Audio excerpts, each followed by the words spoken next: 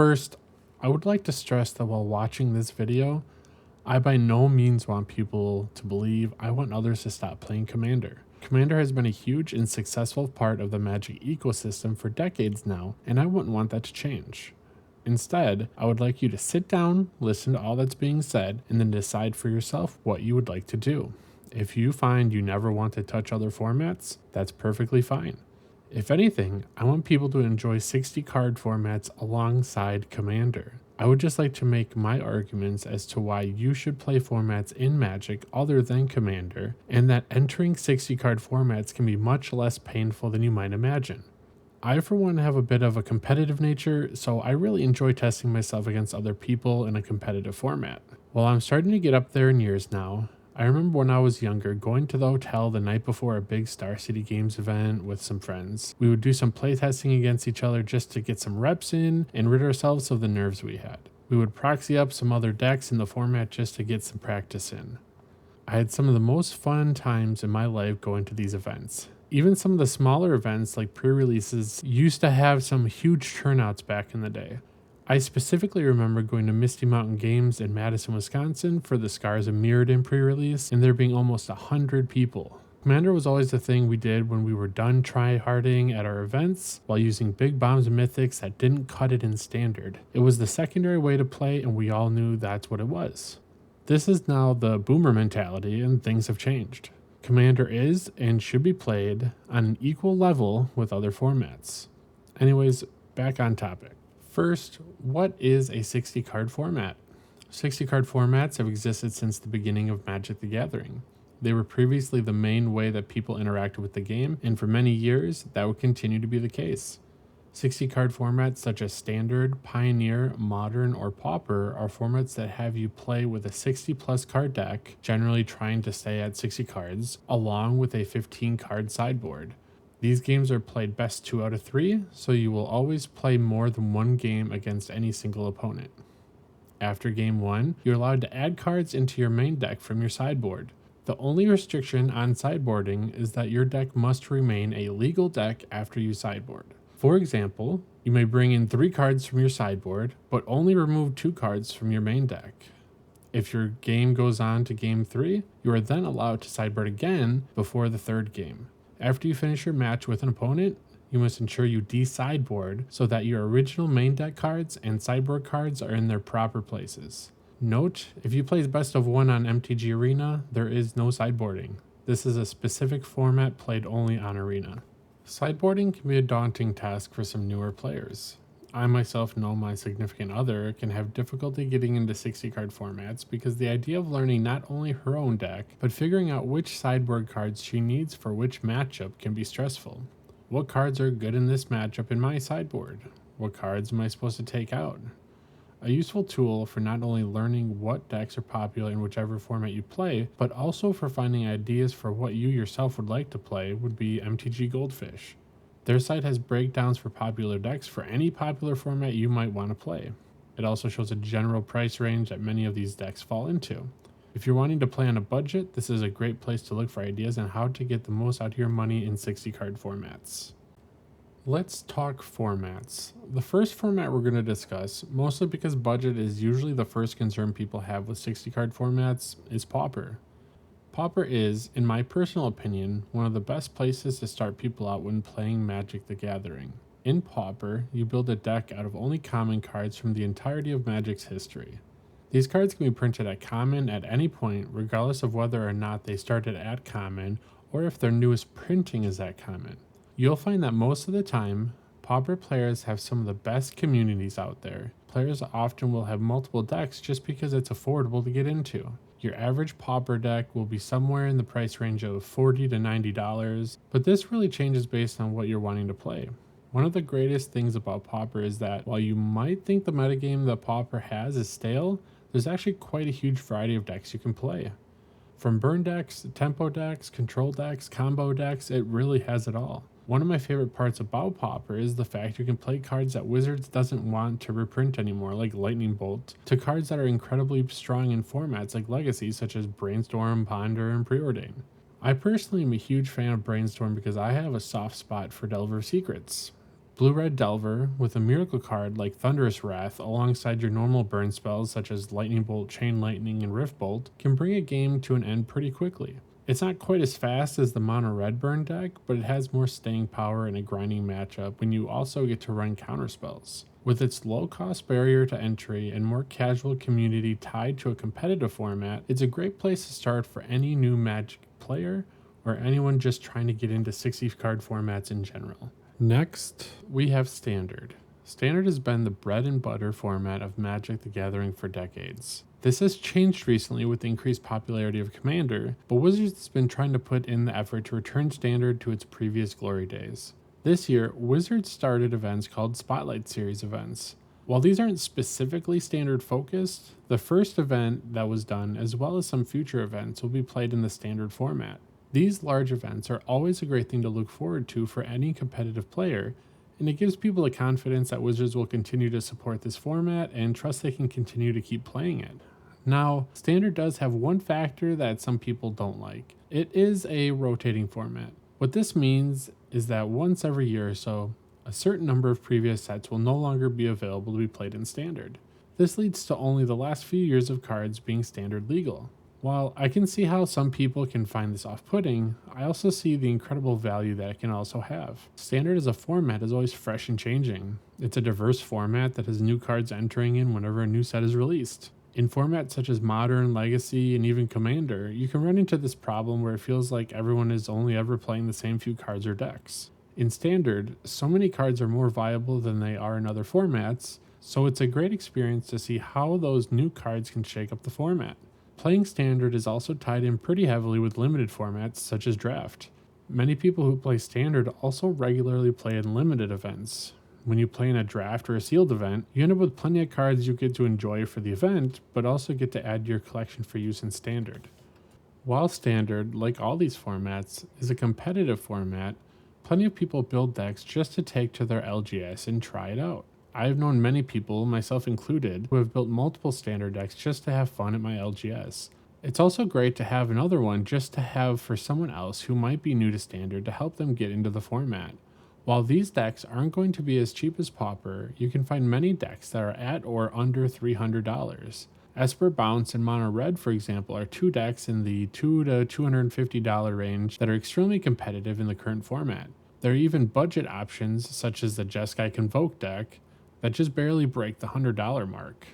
I feel that in regards to rotation, once you get into the format and start building a collection from these Standard legal sets, switching up decks and building something new isn't nearly as bad as it seems.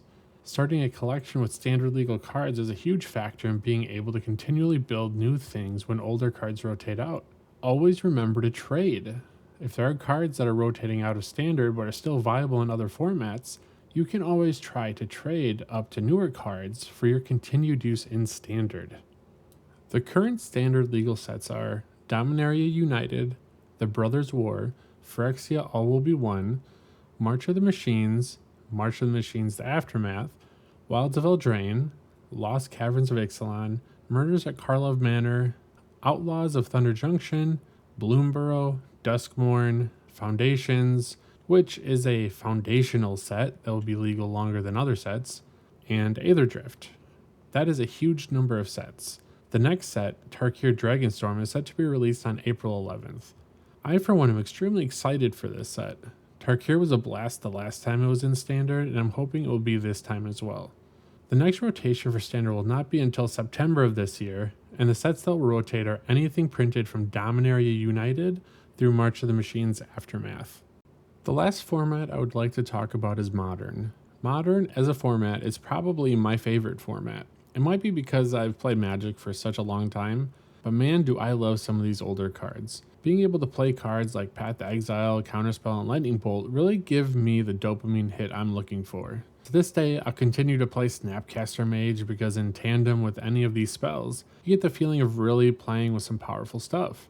Some of these aren't even particularly top tier meta cards either. Path to Exile and Snapcaster in particular are very niche cards that don't often see the top of competitive play, but that doesn't mean I won't use them. Modern as a format extends all the way back to 8th edition. That's over 20 years of Magic in this format. Now, to be fair, The biggest problem is that we are now in the age of direct to modern products. Modern Horizon products entering the format has pushed out some previously strong mainstays of the format like Jund. Original Jund, with Liliana the Veil, Lightning Bolts, Dark Confidant, Tarmogoyf, Thoughtseizes, and Bloodbraid Elf, was once at the top of the meta. Nowadays, it's a fringe deck at best. Sure, you could win games with it, but it's nowhere near where it used to be. This doesn't, however, mean that the format isn't extremely fun to play. Cards like Lightning Bolt and Thoughtseize are still extremely strong cards, and you see them in decks of their specific color regularly. Heck, even Stoneforge Mystic still sees some play occasionally, though the addition of Ketramos has pushed most of the Death and Taxes decks into being Blink/Exile decks. The main topic for Modern is going to be price. I will say it's not always pretty. Some decks can reach over $1,000, however, that does not mean there aren't some more budget alternatives. Decks like Eldrazi Ramp, Ruby Storm, and Hollow One are around $400 to $550. You could also try your hand at Boros Burn for $350. If you wanted to be ultra budget, Mono Red Burn is always an option at under $200. Are these going to be winning the Pro Tour or top competitive events? No, probably not. But that doesn't mean you can't still do well with them at your local LGS or even at a RCQ event. One key factor to remember about Modern in regards to its price is this: lands. Lands can eat up a huge amount of your budget for Modern. Between fetch lands, shock lands, and the somewhat recently printed surveil lands, half of your budget can realistically be from lands. So my number one key to getting into a format like Modern is this: spend some time trading. Get some fetches or shocks over time. Some of these cards you might have in Commander decks you already own. Once you start getting your hands on these cards, the cost to getting into Modern will seem much more manageable that way. If you happen to have a certain type of deck or strategy you enjoy playing in Modern, and you want to change up what deck you're playing, having access to the same lands you might need for both decks is a huge boon. Not only that, but shock lands are also usable in a format like Pioneer. Lands are always going to hold value, especially the shock lands and fetches. They might reprint them occasionally and the price might drop a bit, but they always go back up over time. So now that we have some ideas on 60 card formats to play, why is it a good idea to play 60 card formats? Well, other than the thrill of the competition, the other main reason I would suggest them is this: player skill. I'm so sick of being bad at this. Well, cheer up, son bro. That's an easy fix. Just get good. Oh, come on, not you too. What? When you spend all your time playing a casual format that allows for players to break or ignore rules or mechanics of the game on the regular, you're not going to grow much as a player. Sure, you might learn and memorize specific cards and strategies, but that doesn't necessarily translate into being a better player. 60 card formats, especially older ones such as Modern, are going to have you run into an extremely wide variety of cards. You will learn about so many card interactions and rules that you couldn't even wrap your head around previously. When you see that one specific card you absolutely hate, you'll have to learn how to play against it. For example, Psychic Frog is one of my favorite new cards printed in recent history. A huge issue with Psychic Frog though is that it makes a card like Lightning Bolt much worse. If you play a turn 2 Psychic Frog and your opponent tries to bolt it, you can then just discard 2 cards to grow it out of the bolt's range. This means the player who is using the Lightning Bolt needs to then add more damage to kill the frog, use a different type of removal to get rid of it, or just ignore it completely. This puts the Lightning Bolt player in a weird situation where they have to just let the frog do its thing and hit you to draw them more and more cards if you don't have an answer. Another example is a card like Rest in Peace. Rest in Peace is notorious in Commander for being a card that hates out specific types of Commander decks. The problem? 60 card players deal with cards like Rest in Peace on the regular. They have to find answers to the Rest in Peace if they want to win the game. The same is true for other sideboard hate pieces such as Blood Moon, Pithing Needle, Damping Sphere, Ensnaring Bridge, and Collector Oof. When you get that satisfaction of beating a hate piece and solving that puzzle, it's one of the best feelings ever.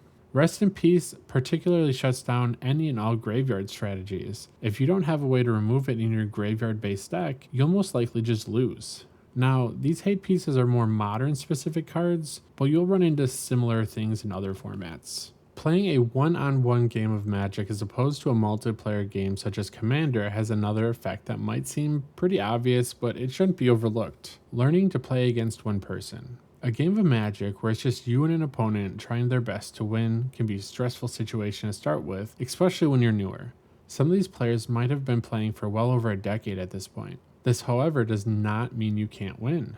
I cannot stress enough the amount of confidence I've gained over the years when I've played against and beat people who are far better than me at Magic. I remember one Star City Games event, I believe it was just after Rivals of Ixalan came out. I was playing my own janky red-black mid-range brew using Rekindling Phoenix and Angrath. I ended up getting paired against Brad Nelson. Brad Nelson has always been known for his standard play. I was now having to face him down in his format. The entire game I was shaking like crazy, and I'm sure everyone around me could tell. But you know what? I ended up winning. I beat him. After that event, I looked at competitive Magic in a completely different light. These professional players weren't on this totem way above me. If I spent the time to learn my matchups, I could beat anyone. Playing against a single person is an almost intimate experience. You and the other player really get a feel for who the other person is throughout the game. The decisions they make, the way they react to things, these are all things you start to pick up on. When you don't know the person or how they act, it can be intimidating. This, however, is something that has created growth for me as a person. In my everyday life, I used to be an extremely shy person. I didn't interact with others as I was always afraid of how they would respond to me. I didn't feel like people would like me in general, and I felt they would laugh me off if I tried to be friends with them. The more I got into Magic, the more I started to break out of this shell. Going to big events and talking with random people on top of well-known players helped me grow more than anything else in life. Maybe other than having a child. One other thing I would like to touch on that ties back to player skill is that playing 60 card formats and playing within the rules has taught me how to plan out my plays much more before I make them. Formats like Commander are very lenient on the rules. Taking back plays that aren't beneficial for you isn't something you can do in competitive 60 card formats. Because of this, you really start to learn how cards work. You really get a feel for and remember any cards that screwed you over when you made a mistake in the past. I have another good example of this from a large event. I played in a modern side event at one of these Star City game tournaments. During this tournament, I was playing green-black elves. I don't exactly remember what my opponent was playing, I just remember it was some black deck. We were playing in game 3, both of us tied 1-1. We were both undefeated up to this point. On my board, I had a Llanowar Elves, an Elvish Archdruid, and a Shaper's Sanctuary. Now, Shaper's Sanctuary was one of my favorite cards to bring in against red-black decks at the time that ran a bunch of spot removal. It states, whenever a creature you control becomes the target of a spell or an ability an opponent controls, you may draw a card. I had just played the Archdruid and I passed the turn. My opponent goes to his turn and immediately casts the Fatal Push, targeting my Elvish Archdruid. Now, Fatal Push has an interesting bit of text that I don't feel like many people understand at first glance, or at least until this situation happens to them.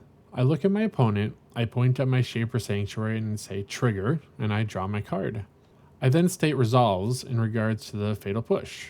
My opponent puts his Fatal Push into the graveyard. He then asks me why I haven't removed my Elvish Archdruid. I told him that my Elvish Archdruid's converted mana cost is more than 2, so it's not destroyed. He immediately calls for a judge. Now, the fun part with Fatal Push is this. It states, destroy target creature if it has converted mana cost 2 or less. The Revolt ability will destroy the creature if it has converted mana cost 4 or less. Because Fatal Push is worded in such a way that says, destroy it if it has CMC 2 or less, Elvish Archdruid is a valid target for it, even without the Revolt, it just won't kill it. My opponent didn't have anything go to his graveyard that turn. The judge was called, and the judge didn't really seem to understand how this interaction worked, so we had to call the head judge. I relayed how it worked with the head judge, and he obviously sided with me. The worst part of all this for my opponent, not only was he down a card for no reason, but I also went up a card because of my Shaper Sanctuary. A 2-card swing like that in a one-on-one game is backbreaking. These are the kinds of things that not only make you a better player, but it teaches you the mechanics of cards to a much higher degree. Making mistakes helps you grow. This isn't just in regards to Magic, but in life as a whole. Now, most LGS standard events aren't going to be this cutthroat with the rules. If you're playing at an LGS at an FNM and someone rules lawyers you to an excessive degree, that's kind of a problem. The LGS experience as a whole should help foster your ability to play Magic at a competitive level. If I play with someone who's relatively newer to the game, I'll usually let them know when something doesn't work, but I usually work on a 1 mistake per game rule. If you make a mistake, such as targeting a ward creature when you can't pay the ward, or you do something similar, which would be unbeneficial for you, I give you the one mistake in each game. This leaves a nice middle ground for learning. Also, if someone wants to ask me or a judge if a certain interaction works a specific way, I'm always willing to answer honestly. It's up to the player themselves to take the time and effort to learn the game rules, but I'll always help you learn if you need help. If you don't take the time to ask questions and just make mistakes on your own, you should be punished for making the mistakes. You get to choose which way you learn. Lastly, I wanted to discuss the idea of price and Commander versus 60 card formats. This discussion has a few layers depending on what type of Commander you play and where you play. For the most casual of casual players who play at home with friends and that is literally the only way you interact with Magic, you could quite literally just proxy everything. Proxy up your game pieces to the moon and back. Print out some of your own and shove them on the back of some basic lands. Nothing is stopping you from enjoying Magic this way. Heck, even some more casual LGS Commander nights would be fine with a full proxy deck as long as it's just sitting around at the shop and playing for fun.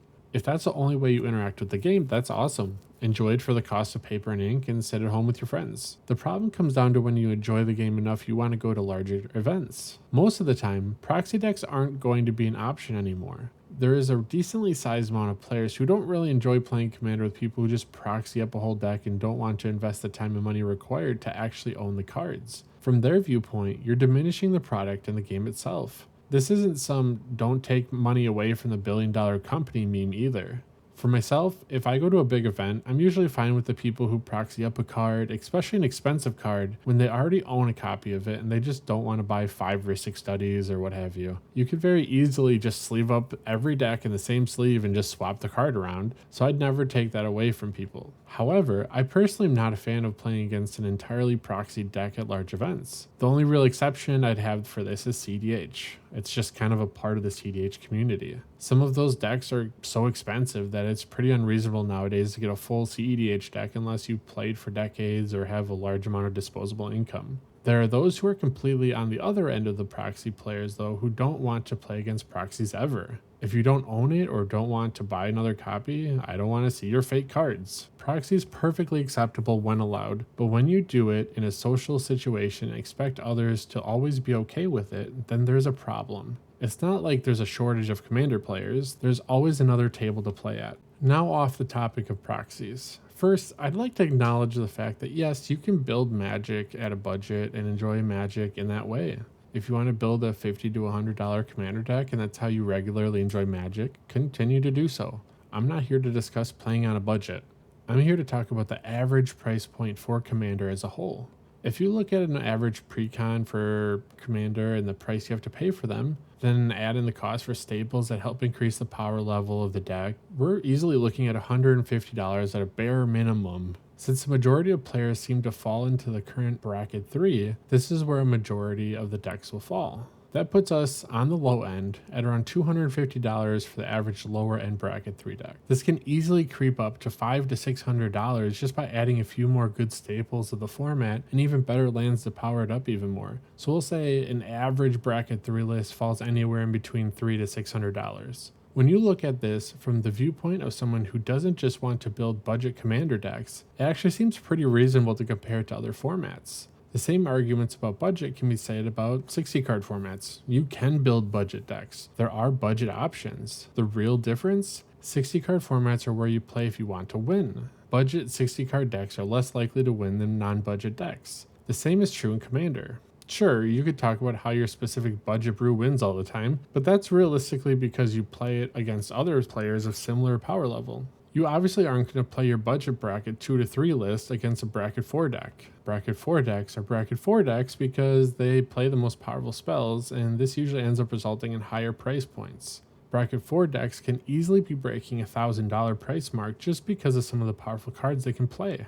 Cards like Tutors, Ristic Studies, Smothering Tithes, Great Henges, Deflecting Swaths all really add up in a 100 card deck. At that point, you're paying as much for one of the top end modern decks. The point I'm wanting to get across here is that even some of your lower end bracket 3 decks can be costing as much as a standard deck, and at a minimum, the same price as 3 to 4 Pauper decks. And it's not like you usually only build one deck. In the amount of time it takes for some standard sets to rotate, people are buying a whole new Commander deck, whether that be in the form of new precons or singles to make a whole brand new deck. Those cards you own in your standard deck don't go anywhere when they rotate either. You still own them. You can use them in Commander or in other formats.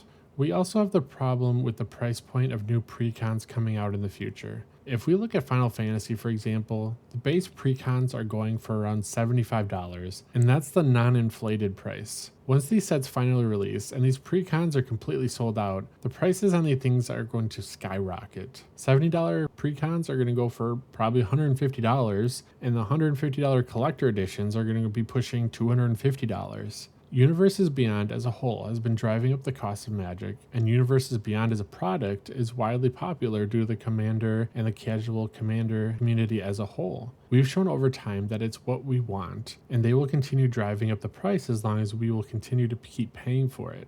This is going to lead to a breaking point for Commander and Magic as a whole, and I don't think it's going to take a decade. I think it's going to be in the next 3 to 4 years. When we boomer players played EDH on the side after competitive events, our decks were barely pushing $100 to $150, and that was for decks that were running good cards. Now the Commander is the forefront of the game. Your cost to entry for a stronger deck has quadrupled at a minimum, and that's only going to keep rising. Wizards will continue to raise prices and make the consumer cover the cost of things like licensing fees for Universe Beyond sets. In summary, 60 card formats nor the players that play them are your enemies. There are many budget and accessible ways to play something other than Commander if you get that competitive itch. Playing in competitive 60 card events can help you grow as a player as well as a person. It helps you push the boundaries of what you think Magic is and how you can interact with the game and other people. With the increasing cost for casual products, their price has been creeping to the point that you may not be as priced out of 60 card formats as you may think you are. Start with Pauper, make a few Pauper decks and try it out. Go to an LGS and play in a Pauper event. Make a budget standard deck. You may not realize how much you enjoy something until you give it an honest try. Well, that was a long one. I'm incredibly thankful for those of you who stuck around for the entirety of this video. This is a topic that means quite a bit to me, as I feel that 60 card formats are the backbone of Magic. They're the meat and veggies of your plate, while Commander is the dessert you're wanting to eat later. If you don't eat your healthy main food, you won't grow properly. If you haven't yet, please hit those like and subscribe buttons. I'll be continuing to make more content related to Magic in the form of Commander and 60 card content. What do you think about 60 card formats? Which ones have you tried? Are you willing to give them another go? I, for one, would be more than happy to see more people sleeving up some 60 card decks across from me. Thanks again, and until next time, Ethereum signing out.